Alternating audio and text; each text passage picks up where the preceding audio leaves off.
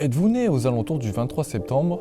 Si oui, vous êtes probablement un bébé réveillon et vos parents se sont beaucoup amusés au Nouvel An. Vous avez déjà sûrement entendu que c'est à cette période de l'année que naissent la majorité des bébés. Mais qu'en est-il dans les faits? Certes oui, il existe bien un pic significatif de naissance aux alentours du 23 septembre, soit 265 jours pile après le Nouvel An. C'est le nombre exact de jours moyens de la gestation chez la femme. Et pic ne veut pas dire majorité. En réalité, aujourd'hui, c'est en été que nous naissons le plus. Dans une étude, 2 couples sur 3 souhaitent avoir des enfants au printemps. Ils commencent donc à s'activer plutôt au moment de l'été.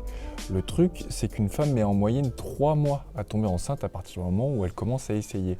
Du coup, même s'ils visent plutôt le printemps, en réalité, ils tombent plutôt sur l'été. Et non Jamy, jusqu'au milieu du XXe siècle, la naissance avait plutôt lieu au moment du printemps, ce qui s'explique par quelque chose de très simple, le carême. Cette période de jeûne de 40 jours juste avant Pâques était très respectée dans la France catholique. L'abstinence sexuelle était encouragée. Historiquement, juste après venait également la saison des mariages. Et cela se voit sur ce graphique. Entre 1950 et 1960, on voit encore le pic de naissance au printemps, identique depuis des dizaines d'années. Mais à partir des années 70, la période avec le plus de naissances se décale progressivement à avril-mai.